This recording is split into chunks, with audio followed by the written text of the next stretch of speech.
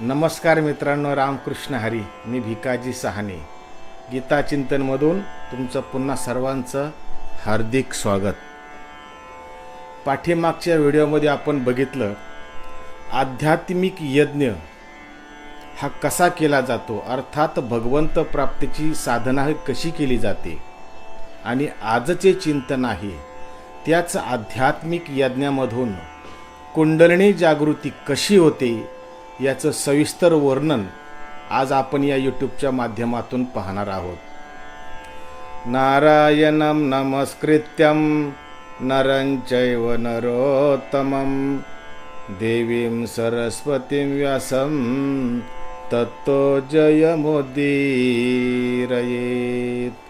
ओंकार बिंदु संयुक्तं नित्यं ध्यायन्ति योगिनः कामदं मोक्षदं चैव ओंकाराय नमो नमः. ओम नमो भगवती वासुदेवाय. आध्यात्मिक यज्ञ किंवा यज्ञाची प्रक्रिया याला निर्धारित कर्म असे म्हणतात. जन्माला आल्याच्या नंतर प्रत्येक मनुष्याला कर्म हे करावेच लागते. मग ते कर्म चांगले असो किंवा वाईट असो, केल्याशिवाय पर्याय नाही. आणि म्हणून भगवंत अर्जुनाला स्पष्ट भाषेमध्ये सांगतात, अर्जुना, फळाची अपेक्षा न करता निष्काम बुद्धीने केलेले कर्म हे मनुष्याला संसार बंधनामधून सोडविणारे आहे. परंतु कर्म हे निष्काम बुद्धीने केले पाहिजे. म्हणून कर्म करताना विचारपूर्वक करा. नियतं कुरु कर्मत्वं कर्म जायो ह्यकर्मणः. अर्जुना, जर तू हे नियत कर्म केलेले नाही किंवा करणार नाहीस तर युगानयुगे अनंत जन्म असे फिरत आलेले तुझे हे शरीर, अर्थात किडामुंगीपासून तर मानव योनीपर्यंत अशी फिरत आलेली तुझी ही शरीराची यात्रा सफल होणार नाही. का सफल होणार नाही याचे कारण, जर तू नियत कर्म केले नाही, यज्ञाची प्रक्रिया केलेली नाही, तर तुझा आलेला जन्म फुकट जाईल, म्हणजे वाया जाईल. आणि हा जन्म वायाला जाऊ नये म्हणूनच भगवंतांनी गीतेचे अगदी सविस्तर शास्त्र हे प्रत्येक मानवाच्या उद्धारासाठी अर्जुनाच्या रूपाने आपल्याला दिलेले आहे. वास्तविक गीता ही ब्रह्मस्वरूपाला प्राप्त करून देणारी ब्रह्मविद्या आहे. परंतु त्या ब्रह्मविद्येची चावी किंवा ब्रह्मविद्येचे ब्रह्मज्ञानाचे कपाट खोलण्यासाठी सद्गुरूरूपी चावीची गरज आहे. सद्गुरूच्या चावीशिवाय ते ब्रह्मज्ञानाचं कपाट कधीही उघडं होत नाही. माझी ज्ञानेश्वर माऊली म्हणते, प्रगट गुह्य बोले विश्व ब्रह्मची केले. माझ्या माऊलीनं सर्व ज्ञान उघड करून सांगितलेलं आहे. तरी सुद्धा ते ज्ञान संतांशिवाय आणि सद्गुरूंशिवाय कुणालाही समजत नाही. आणि म्हणून म्हणतात, सद्गुरु विना सापडे ना सोय, धरावे ते पाय आधी आधी. म्हणूनच भगवान श्रीकृष्ण सद्गुरु योगेश्वर म्हणतात, नियत कर्म हे अतिशय श्रेष्ठ आहे. अर्जुना, यज्ञाची प्रक्रिया सोडून इतर केलेले कर्म हे प्रत्येक मानवाला संसार बंधनामध्ये अडकविणारे आहे.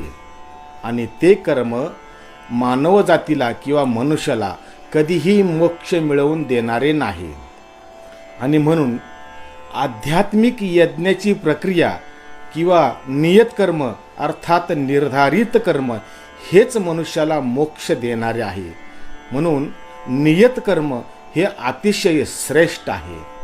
कारण याच कर्माने आणि याच भगवंताच्या भक्तीने अंतकरणातून भगवंत त्या भक्तीची प्रेरणा देत असतात आणि त्याच कारणास्तव प्रत्येक मनुष्याची कुंडलिनी ही जागृती होत असते. म्हणून कुंडलिनी ज्याला जागृत करायची असेल त्यांनी या आध्यात्मक यज्ञाच्या माध्यमातून शुद्ध अंतकरणाने आपल्या सद्गुरूंचे स्मरण करावे. चंचल मनाला स्थिर करण्यासाठी आणि मनाची एकाग्रता करण्यासाठी शुचिर्भूत होऊन शुद्ध आसनावर बसावे. अष्टसात्विक भाव निर्माण होईपर्यंत प्राणायाम करावा. समम काय शिरोग्रीवम धारयन् चलम स्थिरः. वज्रासन घालून सद्गुरूच्या कृपेने शांत रीतीने बसावे. आपला नाकाचा शेंडा दोन्ही डोळ्याने दिसेल या प्रकारे आपली दृष्टी ठेवावी. पाठीचा मनका आणि आपलं शिरकमल एका रेषेमध्ये येईल या पद्धतीने सरळ आणि शांत वज्रासन घालून बसावे. या वज्रासनाच्या क्रियेने काय होते? माझी ज्ञानेश्वर माऊली म्हणते, तवयेरीकडे धनुर्धरा आसनाचा उभारा शक्ती करी उजगरा कुंडलनीती. त्या वज्रासनाच्या क्रियेत बसल्यानंतर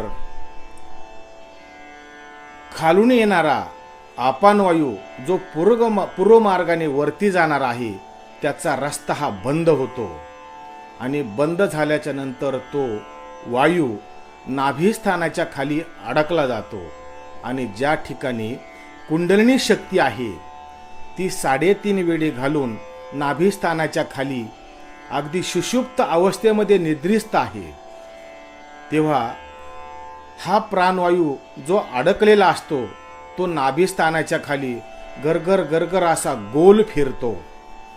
त्याचा आवाज किंवा फिरणारा तो वायू त्याचा अनुभव त्या साधकाला येत असतो. तो वायू अडकल्याच्या नंतर तो त्या लिंग चक्राला धडक्या मारतो आणि आपली वाट शोधत असतो. मग ज्या वेळेला ह्या वज्रासनाच्या क्रियेने तो वायू अडकतो त्याच वेळेला निद्रिस्त असलेली जी कुंडलिनी जी 3.5 वेढे घालून नाभिस्थानाच्या खाली आहे, जिचे मुख खाली आहे, ती या प्राणाच्या आणि आपानाची टक्कर झाल्याच्या नंतर ती जागृत होते. जसं आपण एखाद्या सापाला डिवचल्याच्या नंतर तो साप सावध होऊन आपल्यानंतर धावून येतो, फणा काढून अंगावरती झेप घेतो, त्याचप्रमाणे या वज्रासनाच्या क्रियेने कुंडलिनी जागृत होते आणि तिचे जे खाली मुख होते ते ऊर्ध्वमुख होते. आणि जागृत झाल्याच्या नंतर ती कुंडलिनी शक्ती त्या साधकाच्या शरीरातील, त्या भक्ताच्या शरीरातील सर्व रक्त आणि मांस यांना खाऊन टाकते. वास्तविक कुंडलिनी जागृती म्हणजे हा एक शरीर सृष्टीमधील छोटासा भूकंपच आहे आणि हा भूकंप किंवा ही साधना फक्त त्या साधकालाच अनुभवाने माहिती होते. जसं भुकेलेला साप अगदी अलगदपणे उंदराची शिकार करतो, त्याचप्रमाणे ही कुंडलिनी शक्ती जागृत झाल्याच्या नंतर शरीरातील जलतत्व आणि पृथ्वी तत्व या दोन्ही तत्वाला खाऊन टाकते. तेव्हा त्या साधकाचे शरीर वाळलेल्या काष्टाप्रमाणे, लाकडाप्रमाणे अगदी त्याचा देह हलका होतो. याचप्रमाणे याच साधनेमधून ही कुंडलिनी शक्ती जागृती होते. या आध्यात्मिक ज्ञानाची किंवा या गुह्य ज्ञानाचे संत अनेक जणांनी अनुभव घेऊन आपल्यापर्यंत हे ज्ञान पोचवलेलं आहे. या ज्ञानाचे महायोगेश्वर भगवान श्रीकृष्ण परमात्मा आहे. संत महात्म्यांनी हे ज्ञान अनुभवाने जाणलं, कारण हे गुह्य ज्ञान आहे. इति गुह्यतमं शास्त्र. जेव्हा जेव्हा मनुष्याला या गुह्य ज्ञानाचा विसर पडतो, लक्षात आलं, जेव्हा जेव्हा या मानवाला या गुह्य ज्ञानाचा विसर पडतो, हे गुह्य ज्ञान लोपलं जातं, त्या वेळेला मनाची विपरीत परिस्थिती होते, मन हे कलीच्या प्रभावाने भरकटले जाते, त्यावेळेला मनामध्ये आसुरी संपत्ता ही बळावते, षडविकार बळावतात. दृष्टबुद्धीचे जे दुशासन आहेत, जे कौरव आहेत, त्यांची जी असणारी आसुरी संपत्ता आहे, हे ज्ञान लोपल्याच्या नंतर मानवाच्या मनामध्ये निर्माण होते. आणि ह्या आसुरील संपत्तीचा नाश करण्यासाठी, दृष्टांचं खंडन करण्यासाठी भगवान श्रीकृष्ण पुन्हा अवतार घेतात. परित्राणाय साधूनां विनाशाय च दुष्कृतां धर्म संस्थापनार्थाय संभवामि युगे युगे. दृष्टांचे खंडन करण्यासाठी भगवान श्रीकृष्ण पुन्हा पुन्हा अवतार घेतात.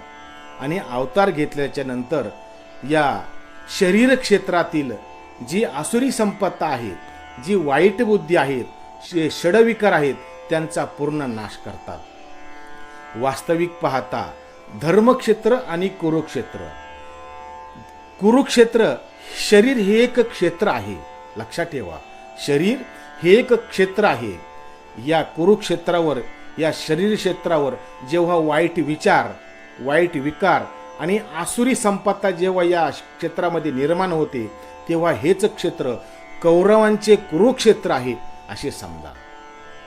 आणि ज्या वेळेला माणूस भक्ती मार्गाने चालतो, नियतकर्माचे आचरण करतो, साधना करतो, त्याच वेळेला हे शरीर पांडवांचे धर्मक्षेत्र आहे, दैवी संपत्तीचे क्षेत्र आहे असे समजा.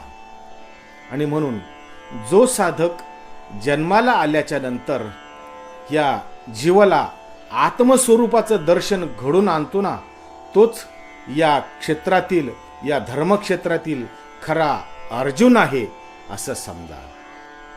सद्गुरूच्या कृपेने ज्यावेळेला या शरीर क्षेत्रामध्ये कौरव म्हणजे आसुरी संपत्ता आणि पांडव म्हणजे दैवी संपत्ता, सद्गुरूच्या कृपेने ज्याने दैवी संपत्तीची प्राप्ती केली आणि आसुरी संपत्तीचा नाश केला, तोच ह्या जगातील श्रेष्ठ मानव आहेत असे समजा.